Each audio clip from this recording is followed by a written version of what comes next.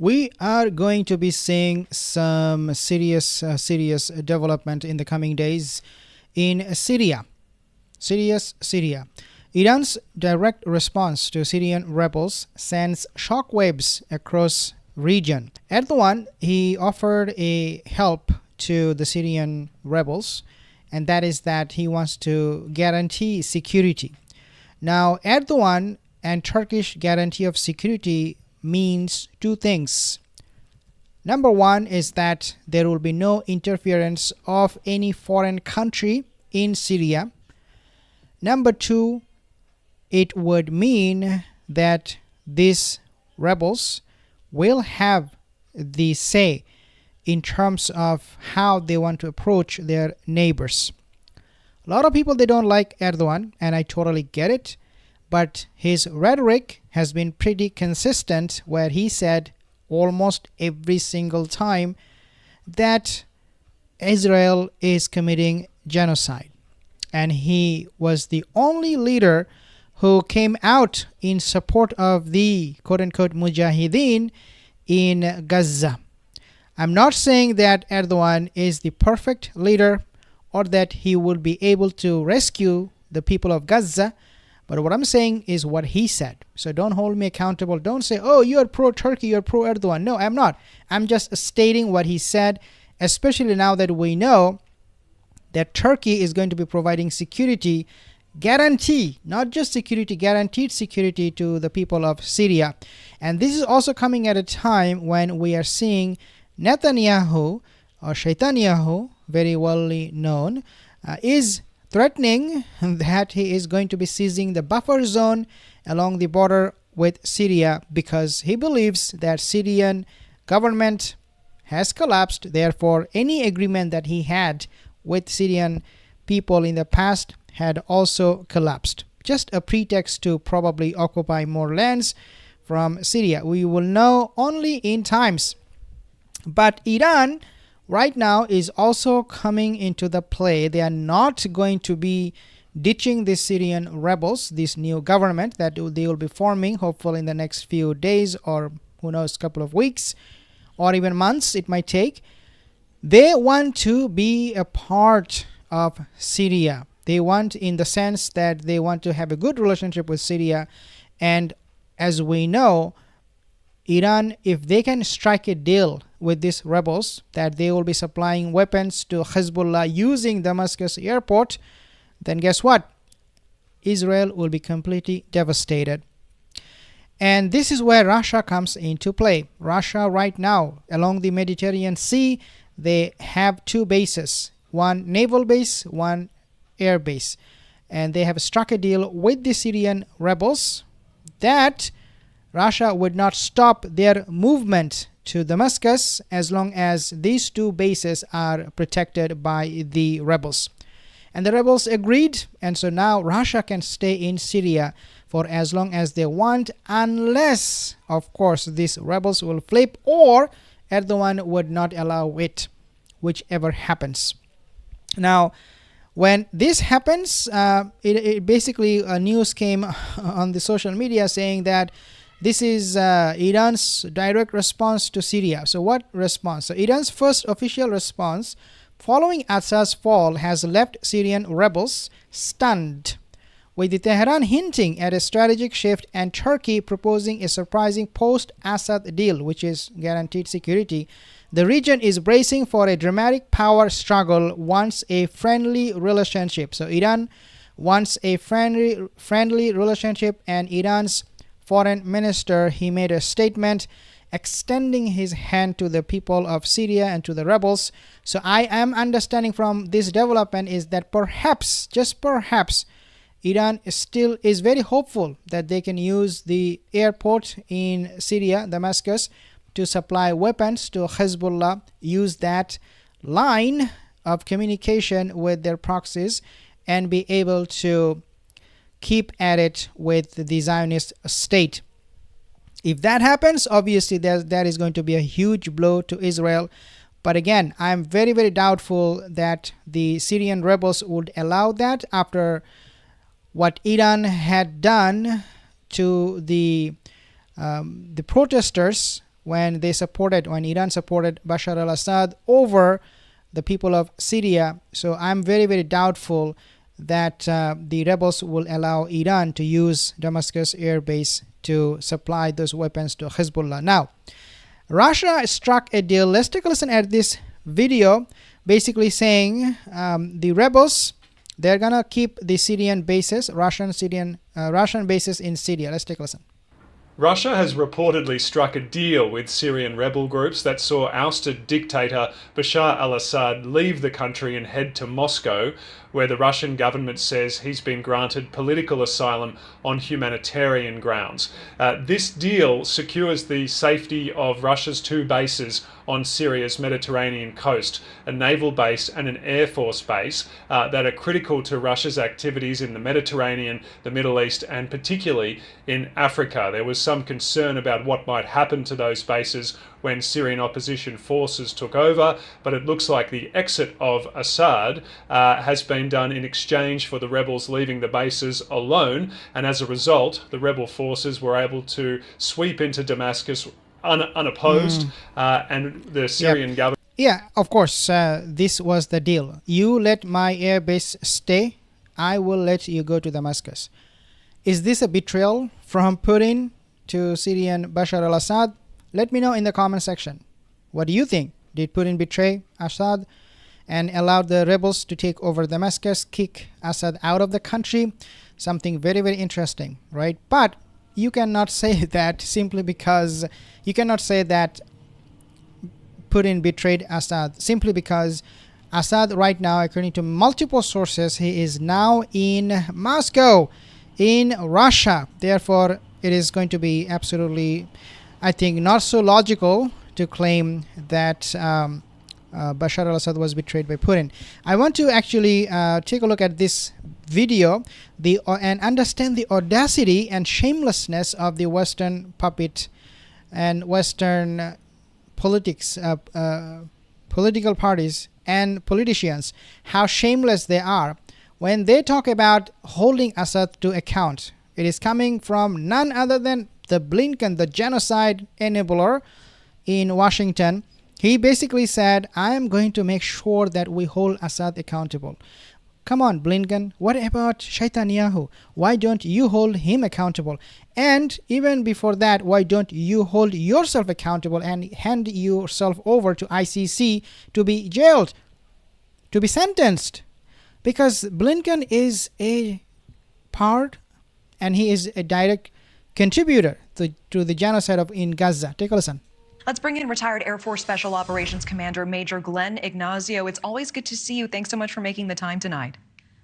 Thank you. Great to see you, Natasha. Let's start with that breaking tidbit there from Alina at the end. Secretary Blinken saying the U.S. will hold Assad and his backers accountable. What would accountability look like?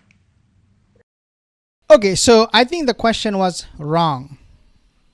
What would holding accountable look like? No, that's the wrong question. The question is, how dare he say that? That should be the question. But obviously, these are coming from Western media mouthpiece for the U.S. government, U.S. Nation. This is actually coming from News Nation. This is the channel name or the news name, whatever. But the question should have been, how dare he? After committing genocide in Gaza, how can Blinken hold Assad accountable? And if he does, then why don't he hold accountable Netanyahu?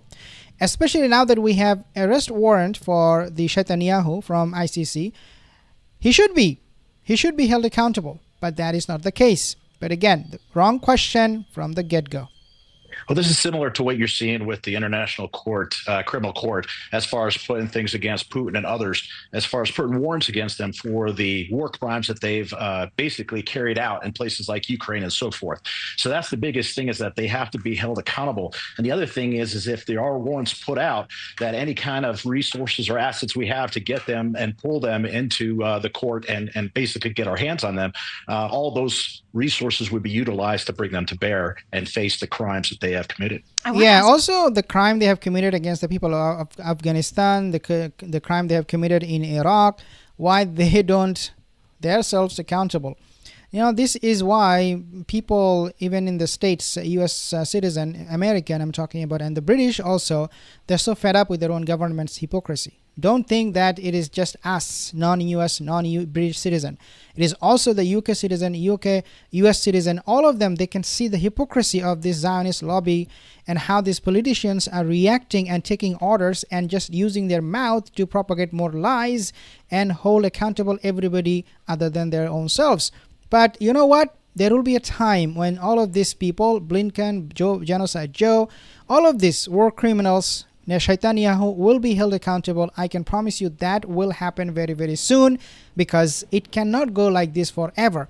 These people, Matthew Miller, including the White House, press secretary, Patel, all of these people, they have, been involved in this genocide directly.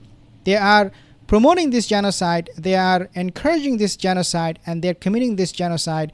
All the while we have seen how UN became so dysfunctional at the face of US's veto for a ceasefire in Gaza. So these people, I do not know where they get this audacity, how shameless they have become, that they don't see their own crimes, but they want to hold other people accountable. I mean, okay, if you don't want to acknowledge your crime, at least keep it quiet for other people, because you are all the same.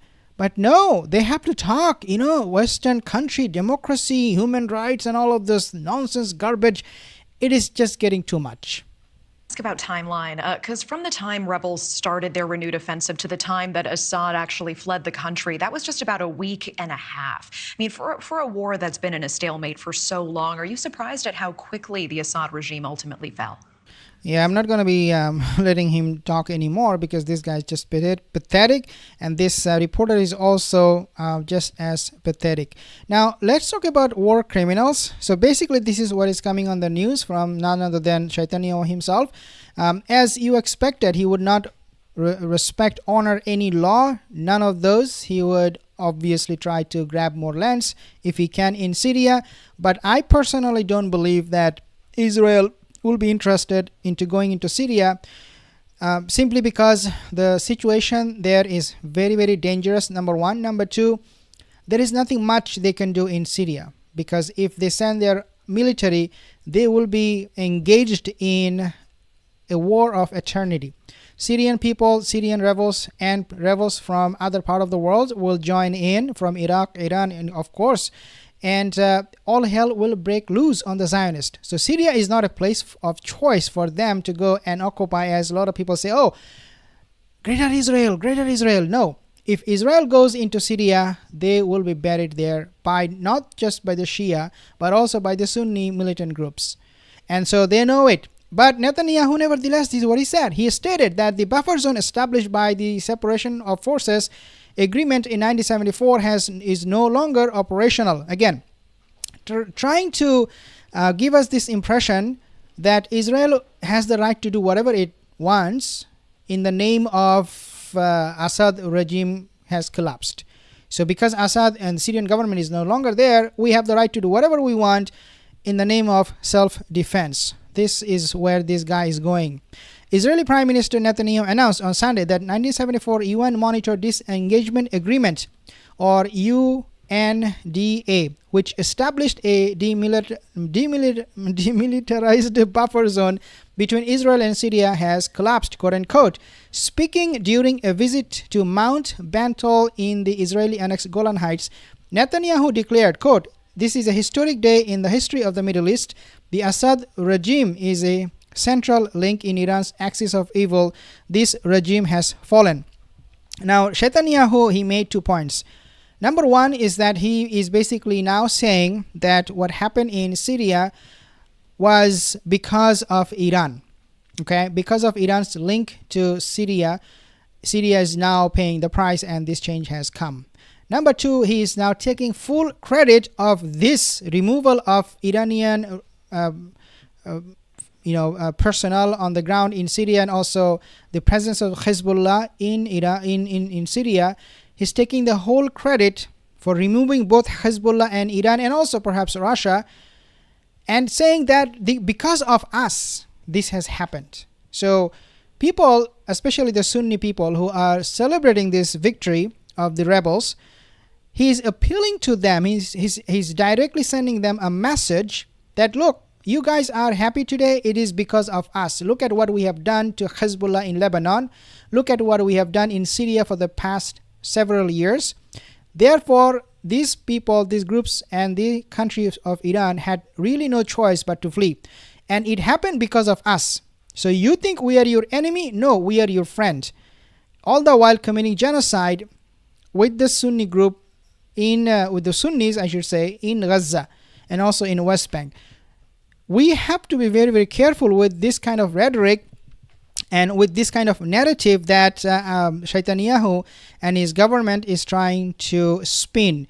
According to the Times of Israel, the Israeli Prime Minister attributed the fall of Bashar al-Assad's government to the blows inflicted on Iran and Hezbollah, which he described as the regime's main supporters. So again, see, he is taking full credit for the rebel victory in Syria. This guy is like, I mean, he's Netanyahu for a reason. He's very, very smart. You know, he mobilized his army immediately along the Golan Heights, and he also struck Syrian the Science Research Center in Damascus. He also struck other military and bases in Syria. So this Netanyahu, yeah, he is a shaitan. We know all that, but he is very, very active. His government acts very, very fast, where we see the exact opposite of the Arab leaders who do not want to act at all.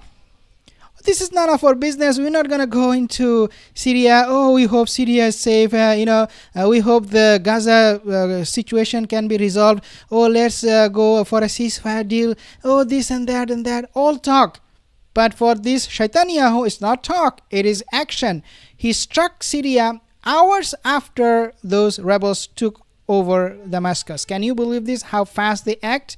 So yeah, there is something to learn from this shaitan, even though he's a shaitan. This is a direct result of the blows we have inflicted on Iran and Hezbollah, the main supporters of the Assad regime. How shameful that statement is. Assad and his father, Hafiz Assad, they were in power for the last more than 40 years. They have never taken any step to remove the Assad regime. If they wanted Israel, they could have done a lot more with the support of US and Western countries to remove Assad, because they thought, oh, this guy is a danger, Assad is a danger. But no, they never felt Assad was ever a threat, or his father was ever a threat. Therefore, they did not take any action. Now that he's gone, oh, it is because of us. He was a big threat. Oh, this happened, that happened. These guys are absolute liars. Netanyahu reportedly stated, referring to the 14 months of conflict with the Iranian allies in the region since October 7th last year. Okay, so I'm not going to be playing the video where he talks, because every time he talks, I feel like throwing up. Netanyahu stated that the buffer zone established by the Separation of Forces Agreement 74 is no longer operational, as Syrian soldiers have abandoned their positions. Syrian soldiers, they have abandoned a lot of things. This is why, as I said, this guy Bashar al-Assad was no good to nobody. Now, obviously, who is going to weigh in? Trump.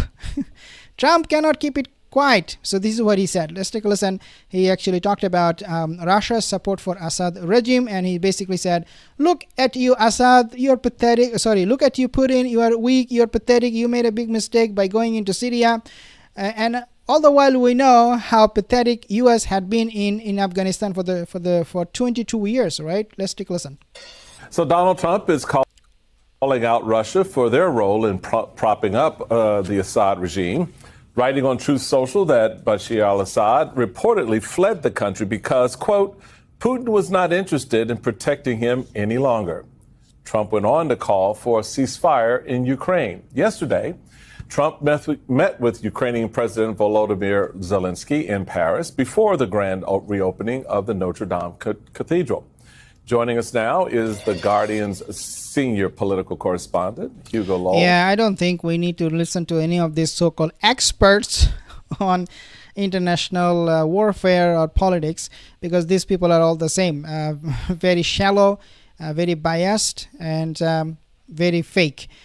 So again, I'm not going to play in the video. But again, this is what Trump had become, a complete nonsense. Whatever he talks about, whenever he talks about Russia, he doesn't have any clue what is happening on the ground, and he just makes some empty words in order to make himself look like very smart, intelligent, but he's not. He has the control of the world's, perhaps. This is now arguably, U.S. has the most powerful military in the world. Why? Because of China and Russia, and we have seen the Oreshnik missile from Russia. So, and U.S. doesn't have an answer to that Oreshnik missile. So I'm not going to tell or say or claim that U.S. has the strongest military in the world. They do have a lot of money power, dollar power, but when it comes to military, I think they're on at least on equal footing with China, Russia, and perhaps, who knows, even other countries like South Korea or even North Korea. We don't know. But they are not the sole superpower anymore in the world.